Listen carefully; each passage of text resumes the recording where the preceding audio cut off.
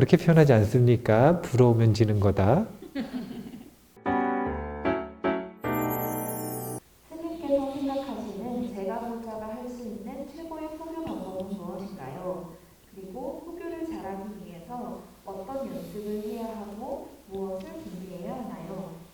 저는 고등학교 때 교회 다니시는 분들이 참 멋지다고 생각했습니다. 깊은 신앙심을 바탕으로 멋지게 살아가는 모습 때문이었습니다. 그리고 그들의 행복함은 얼굴에서도 많이 묻어났습니다. 저는 그때도 종종 자기 전 연부를 하고 잘하는 기도를 했던 불자였지만 그것과는 별개로 예수님은 어떤 분이신지 궁금해졌고 새벽 6시 30분에 있는 큐티 모임에 참석하기도 했습니다. 일상에서 그들이 풍겼던 뭔가 다른 특별한 모습들, 긍정적 에너지, 그것들이 제게는 일종의 강력한 전도 방식으로 작용했던 것 같습니다. 저는 많은 사람들이 부처님의 가르침을 접하고 또 배우면서 더 행복한 일상을 살 수 있도록 돕고 싶습니다. 하지만 반감을 주는 방식으로 무차별적으로 포교에 나서고 싶지는 않습니다. 스님께서 생각하시는 최고의 포교 방법은 무엇인가요? 그리고 스님이 아닌 제가불자로서 무엇을 준비해 볼 수 있을까요?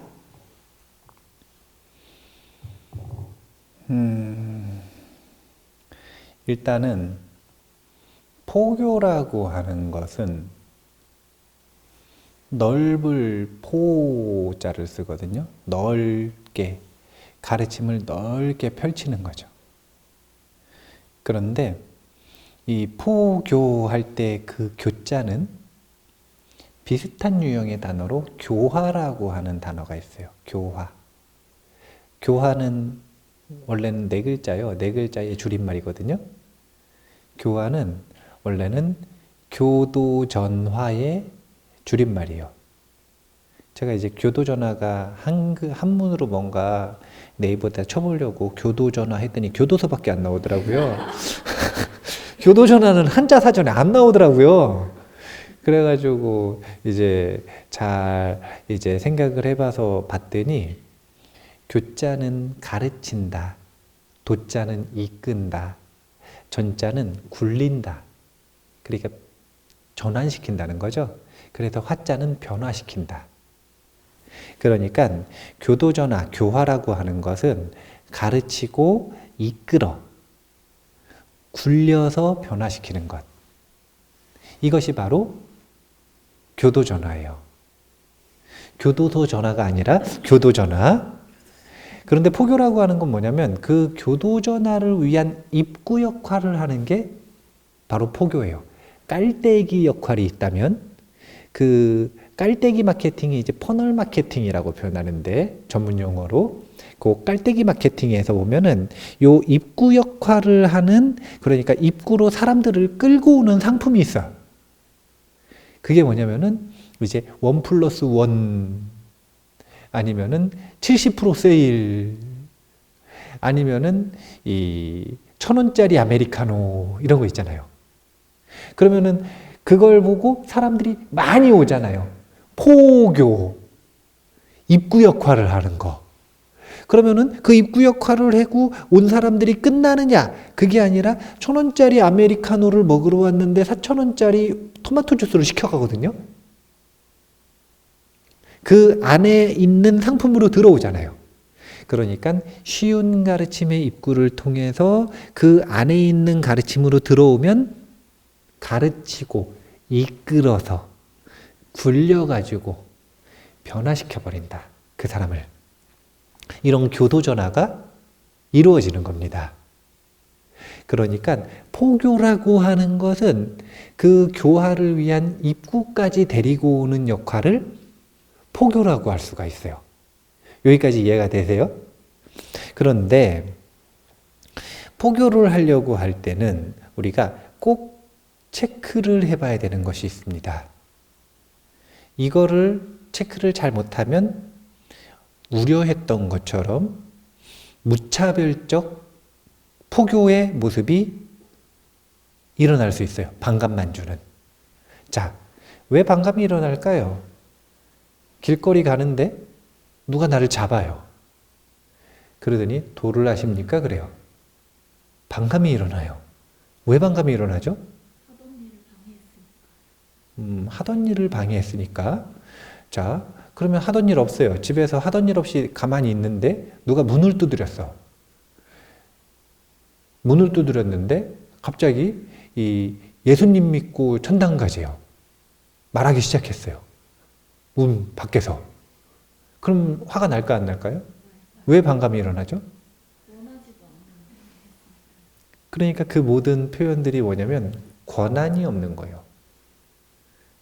권한이라고 하는 건 기본적으로 나를 가르칠 입장에 있는 사람이거나 아니면 평등하거나 모를 때 내가 요청했거나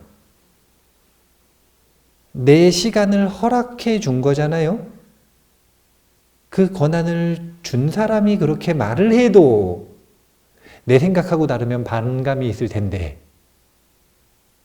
권한이 전혀 없는 사람이 내 생각이랑 똑같은 말을 해도 반감이 생기죠. 무엇에 대한 반감인가? 권한 없음에 대한 반감이에요. 선 넘었죠? 포교를 할 때 꼭 신경을 써야 되는 게 권한이 있는가 없는 거예요. 이걸 왜 신경을 써야 되는가? 포교의 효과가 생기기 위해서는 그 권한의 다른 이름이 뭐냐면 신뢰관계예요. 첫 번째는 신뢰, 그 다음에 두 번째는 관계. 이 신뢰와 관계, 그리고 신뢰관계.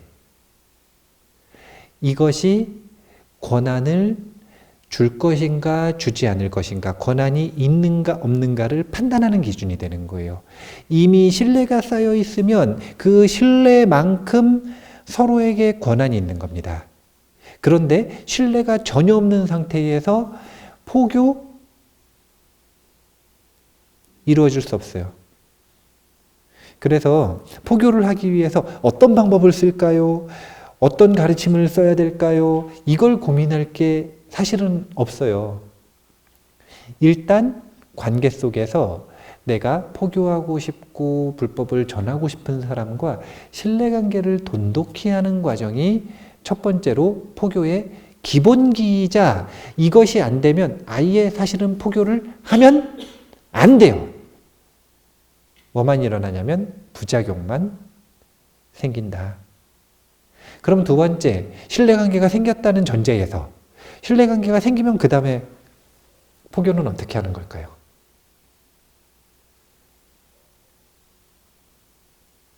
이것도 가장 쉬운 방법은요, 어떻게 하면 되냐면요, 여기 봐보셔요. 뭐라 그러시냐면은, 6시 30분에 있는 큐티 모임에 참석을 했대잖아요. 예수님은 어떤 분인지 자기가 궁금해졌대죠. 왜 그랬을까요?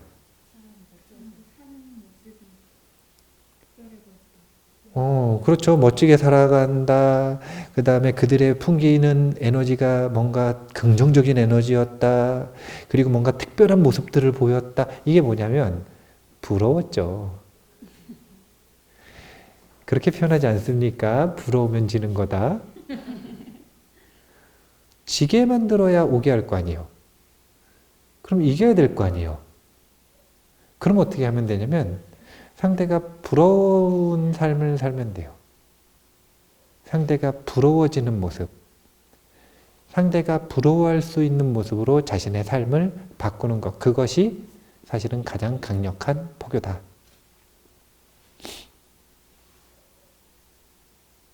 성급한 포교 쉽지 않습니다. 성급한 포교 어려워요. 특히 대면에서는. 차라리 비대면은 시스템으로 본인의 모습을 가지고 포교하는 것이 아니라 컨텐츠를 가지고 포교할 수 있고 준비된 절차를 통해서, 프로그램을 통해서 포교를 할 수 있으니까, 그런 건 준비한 사람이 꼭 부러운 삶을 안 살아도 돼요. 그냥 좋은 컨텐츠를 좋은 체계로 잘 만들면 되니까. 근데 그게 아니라 정말 대면을 통해서 신뢰관계를 쌓고 그 신뢰관계 속에서 포교를 할 때는 반드시 자신의 삶을 아름답게 가꿔야 한다. 제가 그래서 오히려 불자님들에게는 아들, 딸에게 포교를 하고 싶고, 남편과 부인에게 포교를 하고 싶고, 부모님에게 포교를 하고 싶고, 친구에게 포교를 하고 싶다고 얘기할 때 좀 참으라고 하죠.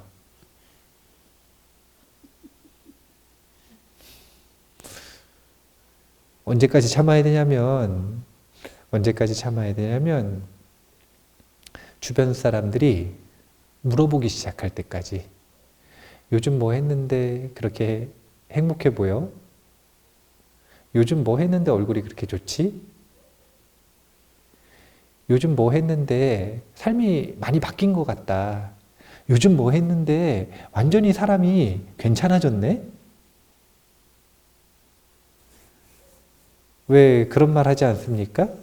주변 사람들, 다른 사람들 눈치를 봐야 돼요? 보지 말아야 돼요? 네? 보지 말라 그러죠? 누구에게 보지 말라 그러는 거냐면 너무 눈치 보는 사람한테 보지 말라 그러는 거예요. 그런데 너무 눈치 안 보는 사람에겐 또 뭐라고 얘기해야 되냐면요. 눈치 좀 봐야 된다고 얘기를 해야 되는 거예요. 왜냐하면 우리는 세상을 무서워해야 되는데 세상을 너무 추상적으로 생각할 거 없어요. 나를 바라보고 있는 그 주변 사람의 눈이 세상의 CCTV요. 그 사람이 세상이에요. 세상이 곧 부처님이라고 생각하시는 분들이 있어요. 그러면 나를 만나고 나를 보는, 나에 대한 평가를 내리는 그 사람들 있죠.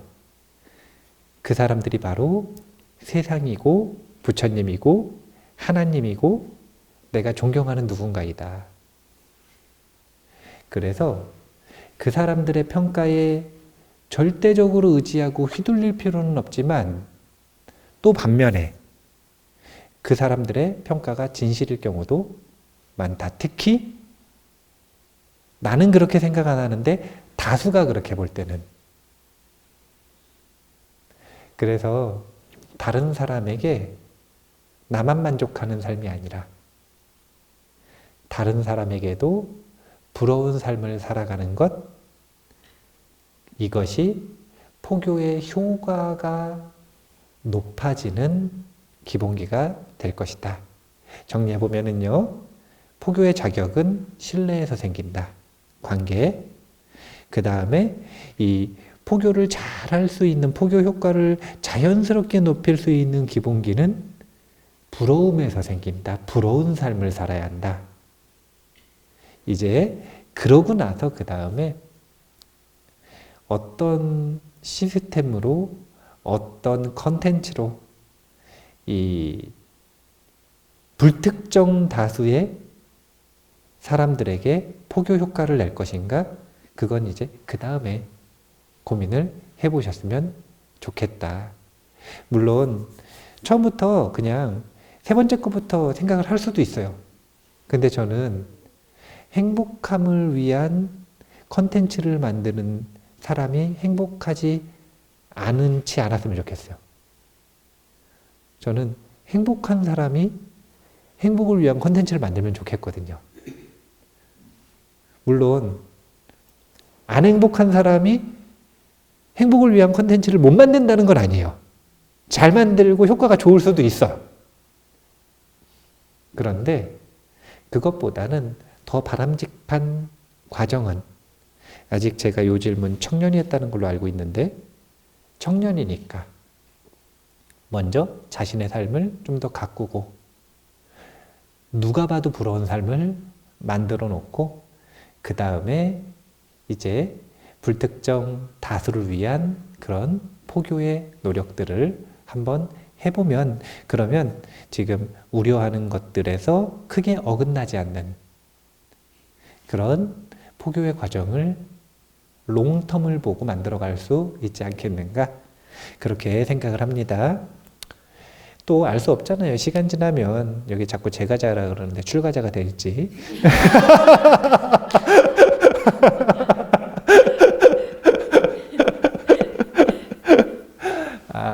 그러면은 이번 질문도 이걸로 마무리를 할게요.